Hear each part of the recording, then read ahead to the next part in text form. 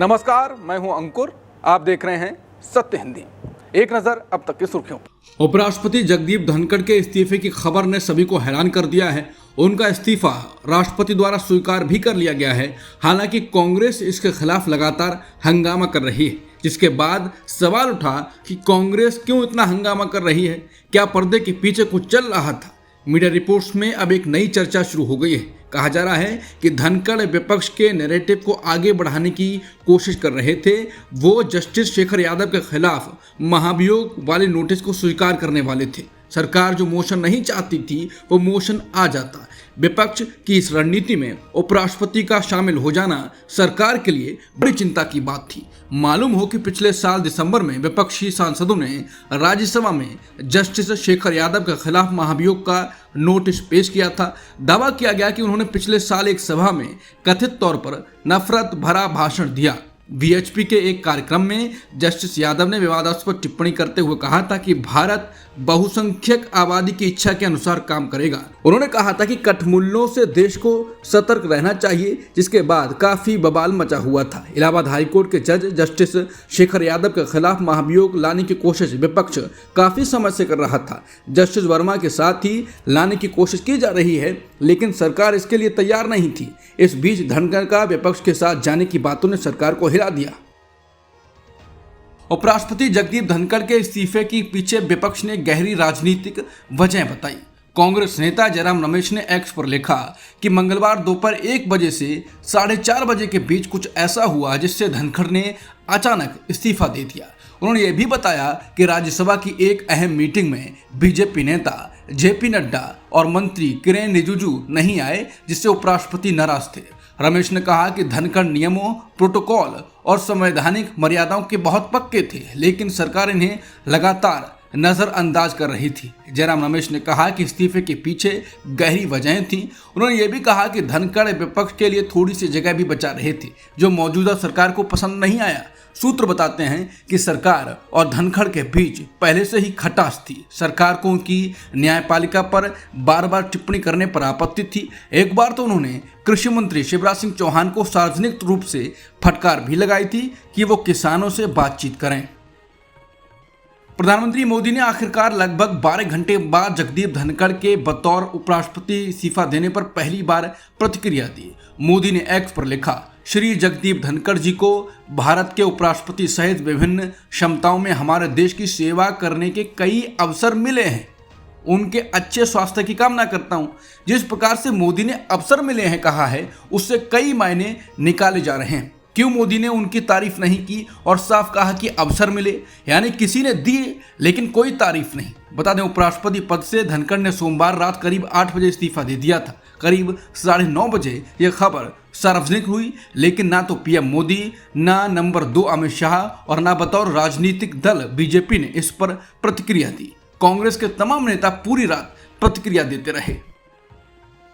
केंद्रीय मंत्री और बीजेपी के राष्ट्रीय अध्यक्ष जेपी नड्डा ने मंगलवार को स्पष्ट किया कि उपराष्ट्रपति जगदीप धनखड़ द्वारा सोमवार शाम को बुलाई गई बिजनेस एडवाइजरी कमेटी की बैठक में उनकी और संसदीय कार्य मंत्री किरेन रिजिजू की अनुपस्थिति के बारे में उपराष्ट्रपति कार्यालय को पहले ही सूचित कर दिया गया था। यह बयान कांग्रेस नेता जयराम रमेश द्वारा नड्डा और रिजिजू की बैठक में अनुपस्थिति पर सवाल उठाए जाने के बाद आया। ये बैठक उपराष्ट्रपति धनखड़ के इस्तीफे से कुछ समय पहले हुई थी। सोमवार को पहली बैठक दोपहर 12:30 बजे हुई, जिसमें नड्डा और रिजिजू सहित अधिकांश मेंबर मौजूद थे। चर्चा के बाद समिति ने शाम 4:30 बजे फिर से बैठक करने का फैसला किया। हालांकि दूसरी बैठक में नड्डा और रिजिजू शामिल नहीं हुए। उपराष्ट्रपति जगदीप धनखड़ का इस्तीफा स्वीकार होने के अगले दिन राज्यसभा के उपसभापति हरिवंश ने राष्ट्रपति द्रौपदी मुर्मू से मुलाकात की है। अपने करियर में हरिवंश नामचीन पत्रकार रहे हैं और फिलहाल बिहार के मुख्यमंत्री नीतीश कुमार की पार्टी जदयू के राज्यसभा सांसद हैं। माना जा रहा है कि उपराष्ट्रपति जगदीप धनखड़ के इस्तीफे से उपसभापति के तौर पर हरिवंश की जिम्मेदारी बढ़ गई है। संसद का मानसून सत्र 21 जुलाई से शुरू हो चुका है, जो 21 अगस्त तक चलेगा। राष्ट्रपति से उपसभापति की मुलाकात के बाद कई कयास लगाए जाने लगे हैं, खासकर धनखड़ के इस्तीफे के बाद। उपराष्ट्रपति जगदीप धनखड़ के इस्तीफे के बाद अब एक नए उपराष्ट्रपति के नाम को लेकर कवायद शुरू हो चुकी है। इस बीच बिहार से उपराष्ट्रपति पद को लेकर मांग उठी है। बीजेपी विधायक हरिभूषण ठाकुर बचौल ने मांग की है कि सीएम नीतीश कुमार को उपराष्ट्रपति बनाया जाए। बीजेपी विधायक की इस मांग के बाद राजनीतिक सरगर्मी बढ़ना तय है। ऐसा इसलिए क्योंकि साल के अंत में बिहार के विधानसभा चुनाव होने वाले हैं। ऐसे में सीएम नीतीश को उपराष्ट्रपति बनाने की मांग के कई मायने निकाले जा रहे हैं। हालांकि खुद सीएम नीतीश की तरफ से इसको लेकर अब तक कोई बयान सामने नहीं आया है। बीजेपी विधायक हरिभूषण ठाकुर बचौल ने कहा कि अगर नीतीश को उपराष्ट्रपति बनाया जाता है तो इससे अच्छी बात क्या हो सकती है, ये बिहार के लिए गौरव की बात होगी। बीजेपी विधायक ने यह बात बिहार विधानसभा सत्र में शामिल होने से पहले की। सुप्रीम कोर्ट ने मंगलवार को प्रेसिडेंशियल रेफरेंस के मामले में केंद्र सरकार और सभी राज्यों को नोटिस जारी किया है। यह मामला राष्ट्रपति द्रौपदी मुर्मू द्वारा उठाए गए 14 सवालों से जुड़ा है, जिसमें यह पूछा गया है कि क्या सुप्रीम कोर्ट गवर्नर और राष्ट्रपति को राज्य विधानसभाओं द्वारा पारित बिलों को मंजूरी देने के लिए समय सीमा तय कर सकता है। इस मामले की सुनवाई अगले मंगलवार यानी 29 जुलाई 2025 को होगी। इसके साथ ही अदालत ने कहा है कि इसे अगस्त में विस्तार से सुना जाएगा।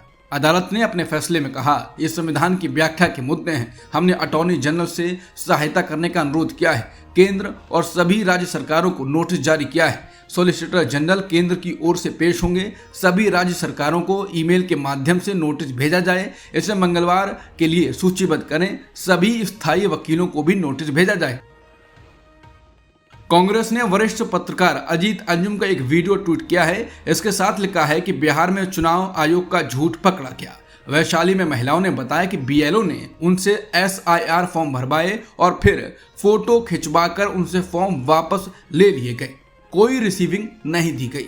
वहीं चुनाव आयोग ने ये तस्वीरें दिखाकर वोटरों को रिसीविंग देने का फर्जी दावा किया है। वीडियो में पत्रकार अजीत अंजुम महिलाओं से बात कर पूरा खेल समझा रहे हैं। बिहार में वोटर लिस्ट के विशेष गहन पुनरीक्षण यानी SIR को लेकर विपक्षी दलों ने बिहार विधानसभा के बाहर विरोध प्रदर्शन किया। विरोध के तौर पर विपक्षी दल के सदस्य काले कपड़े पहनकर विधानसभा पहुंचे। विपक्षी दलों का आरोप है कि SIR के बहाने बीजेपी गरीब और अल्पसंख्यक लोगों को वोटर लिस्ट से हटाना चाहती है। आरजेडी नेता अब्दुल बारी सिद्दीकी ने कहा कि अगर चुनाव आयोग को वोटर लिस्ट में सुधार करना ही था तो पहले क्यों नहीं किया। उन्होंने कहा कि बिहार के सरकारी आंकड़ों के हिसाब से 3 करोड़ लोग बिहार से बाहर मजदूरी करने जाते हैं। चुनाव के वक्त अपने मताधिकार का इस्तेमाल करने आते हैं। जो गरीब मजदूरी करने के लिए गया है उसके लिए चुनाव आयोग ने क्या व्यवस्था की है। आरजेडी ने कहा कि पुनरीक्षण बहाना है। इसका मकसद गरीब और अल्पसंख्यक को वोटर लिस्ट से हटाना है।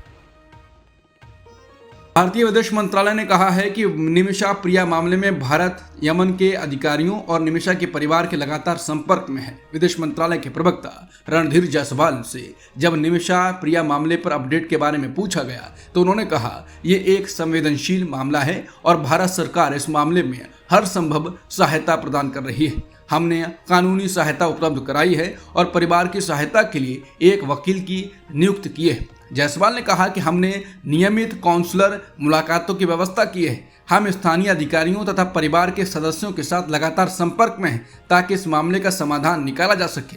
उन्होंने कहा कि हाल के दिनों में हमने विशेष प्रयास किए हैं ताकि निमिषा प्रिया के परिवार को दूसरे पक्ष के साथ आपसी सहमति से समाधान निकालने के लिए अधिक समय मिल सके। अमेरिकी सीनेटर लिंडसे ग्राहम ने चेतावनी दी है कि राष्ट्रपति ट्रंप उन देशों पर भारी टैरिफ लगाएंगे जो रूस से तेल आयात करना जारी रखेंगे। लिंडसे ग्राहम ने खासकर भारत, चीन और ब्राजील का नाम लिया। हाल ही में फॉक्स न्यूज को दिए एक इंटरव्यू में ग्राहम ने कहा, ट्रंप उन देशों पर टैरिफ लगाने जा रहे हैं जो रूसी तेल खरीदते हैं। चीन, भारत और ब्राजील। अमेरिकी सीनेटर का कहना है कि रूस से तेल खरीदने वाले देश यूक्रेन के खिलाफ जंग के लिए पैसे जुटाने में रूस की मदद कर रहे हैं। उन्होंने कहा कि राष्ट्रपति ट्रंप इन सभी देशों पर 100% टैरिफ लगाने जा रहे हैं जिससे उन्हें पुतिन की मदद करने की सजा मिलेगी। लिंडसे ग्राहम ने कहा, मैं चीन, भारत और ब्राजील से यही कहूंगा, अगर आप इस युद्ध को जारी रखने के लिए सस्ता रूसी तेल खरीदते रहे तो हम आपको पूरी तरह तबाह कर देंगे और आपकी अर्थव्यवस्था को तहस नहस कर देंगे, क्योंकि आप जो कर रहे हैं वो ब्लड मनी है। अब तक की खबरों में इतना ही। बाकी खबरों के लिए बने रहिए सत्यहिंदी.com के साथ।